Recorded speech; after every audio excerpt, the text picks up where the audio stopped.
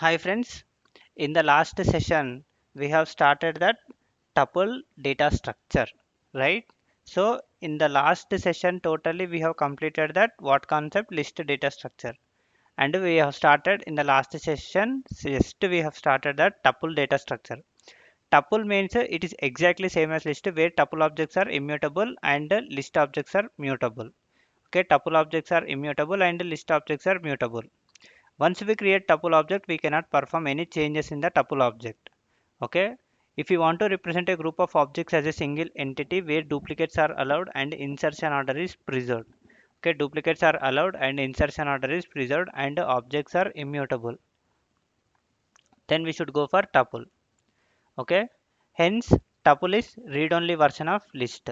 Okay. Hence, tuple is read-only version of list. And a tuple allows heterogeneous objects. Okay, tuple allows heterogeneous objects, that means different type of objects. We can preserve insertion order and we can differentiate duplicate objects by using index. Okay, we can preserve insertion order and we can differentiate duplicate objects by using index. Hence we can say that index will play very important role in tuple also. Okay, hence we can say index will play very important role in tuple also.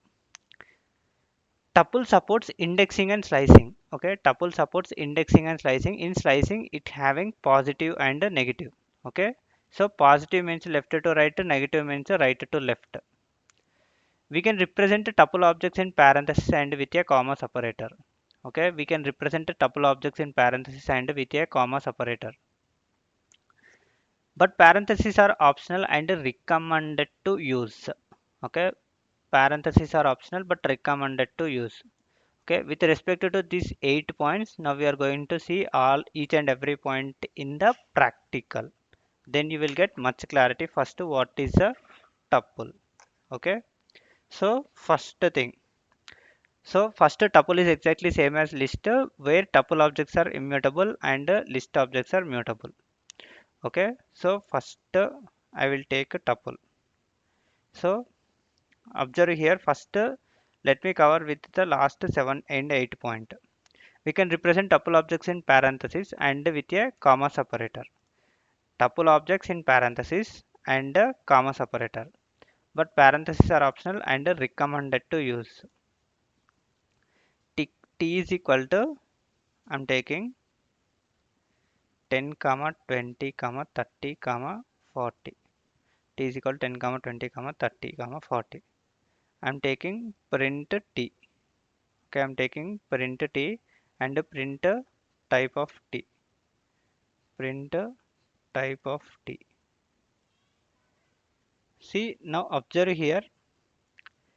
I'm taking tuple and printing that T and printing the type of T. So both I'm doing at a time. Okay, both I'm doing at a time. Now observe the output here first.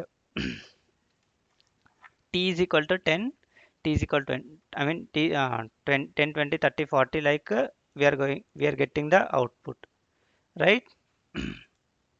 So it is nothing but tuple.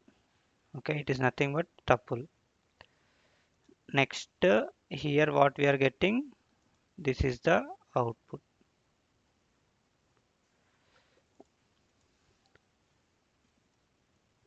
Example 1. Next, so one more thing.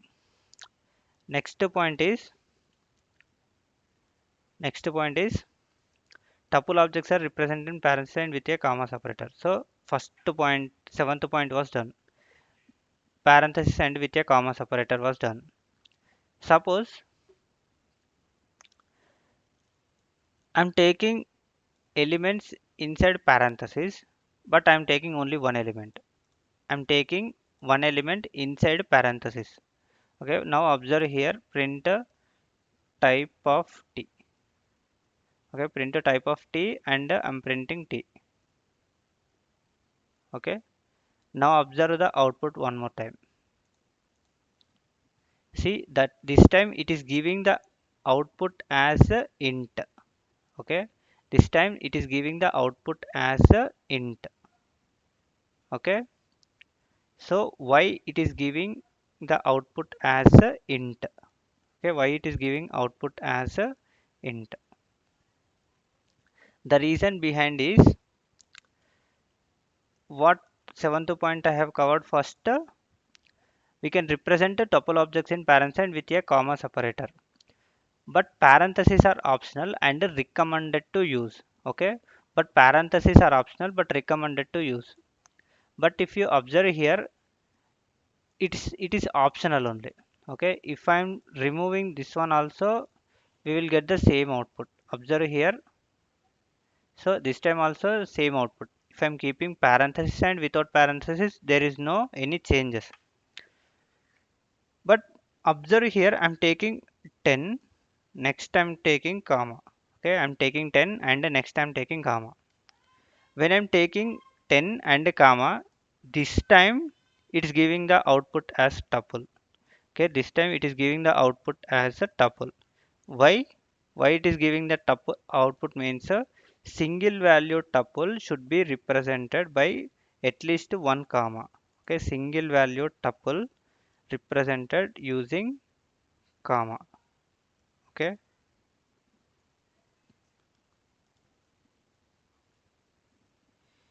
if we are representing if we are representing single value tuple, we are representing single value tuple. Okay, if we are representing single valued tuple, we have to represent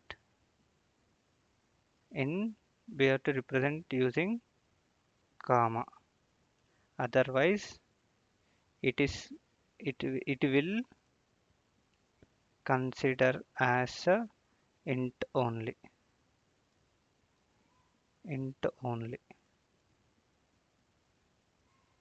Otherwise, it will consider as a int only. Right? Okay. So the next point means anyway representing is completed and we observe that a single value tuple. Okay, this time if you are taking the elements in comma also, it's not going to be change anything. Just if you are taking one element as tuple means that one element should be separated by using comma. Okay, that one element should be separated by comma.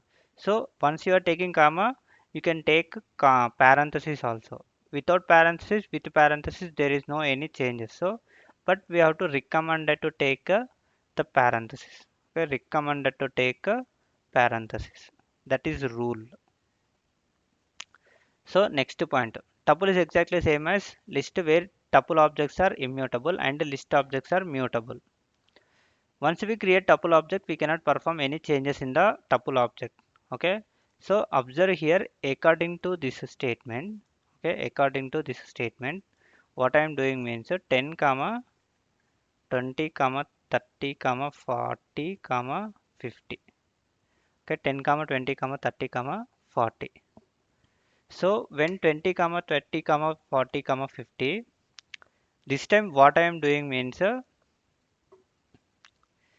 so normally in the list if you want to add the elements, we are using add. Okay, if we are using add. So now what I am doing means same element I am going to add. Okay, t dot add t dot add of triple one. Next what I am doing, I am printing the t. Okay, so it's going to give attribute error. Okay, it is going to give attribute error because tuple object has no attribute. Tuple object has no attribute add. Clear? And one more thing. So this is the first way. And if not this one, if I take t of 1 is equal to triple one. T of 1 is equal to triple one. So this time also tuple object does not support item assignment. Okay, tuple object does not support item assignment. Why it does not support item assignment means once the tuple objects are available, we cannot change because tuple objects are immutable. Okay, tuple objects are immutable.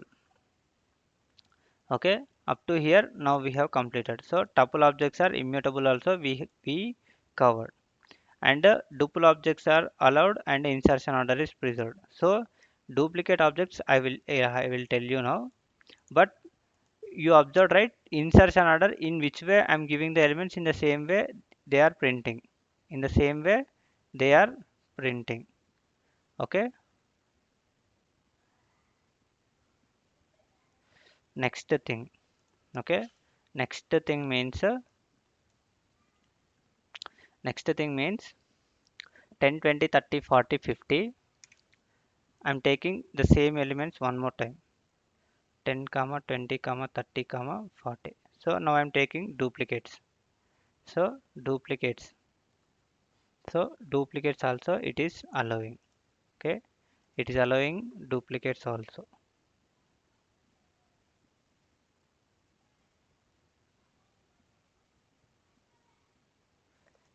Clear?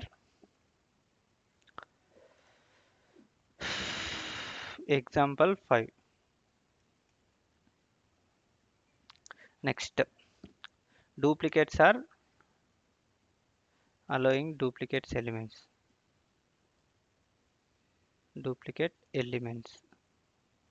allowing duplicate elements. So the next thing is allowing duplicate elements means this is the way. So the next thing is it allows heterogeneous objects also. Okay, it allows heterogeneous objects also means what I'm doing means I'm taking integer elements. So next I'm taking in that way I will take a string. I'm taking next I'm taking true. Okay, I'm taking true. Okay, I'm taking next what is that 10.5. Okay, 105.5. Okay, so I'm taking all. So this is we can say that heterogeneous objects available. Okay, heterogeneous objects available. Heterogeneous objects also available.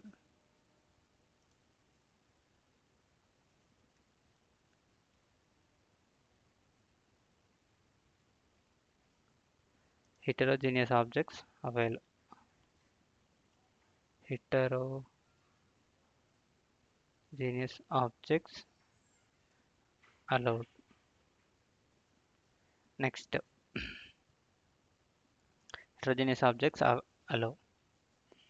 We can preserve insertion order and we can differentiate duplicate objects by using index. Okay, index will play very important role in tuple also. Okay, index will play very important role in tuple also. So tuple supports indexing and slicing. Okay, tuple supports indexing and slicing. So observe here.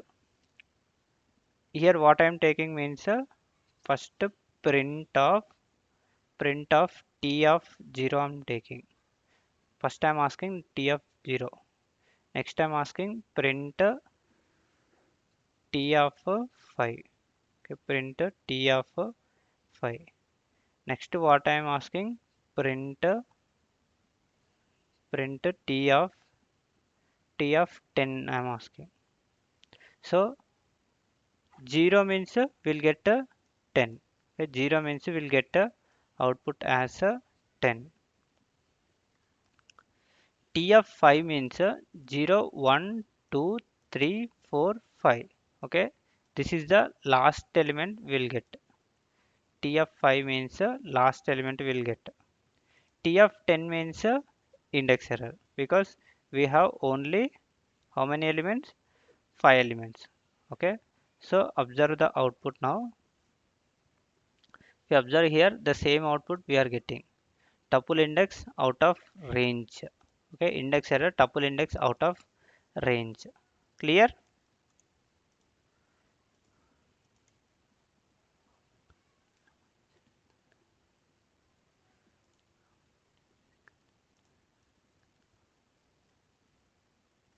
Okay, so next example 7.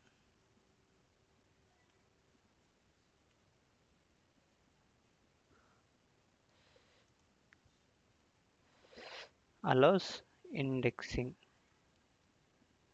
allows indexing,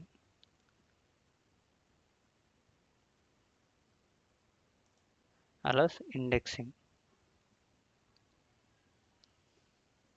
Next, next it allows slicing. Okay, example 8, it allows slicing.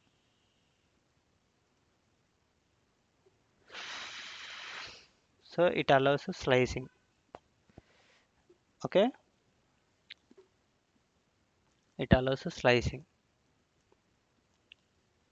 So the same explanation which I have explained as part of in the last session. So t of 0 means here. Okay, t of 0 colon 2 3 means so 3 means step minus 1, end minus 1 2. Okay, 0 1 2. Okay, we are going to get these three elements. Okay, we are going to get these three elements. Observe here 10 20 30 40. Okay, 10 20 30 40. And observe one more thing, if I am not giving anything, if I am not giving anything means it's going to consider total tuple. Okay, it's going to consider the total tuple. It's going to consider the total tuple. Next, so the next point is t, sorry, print of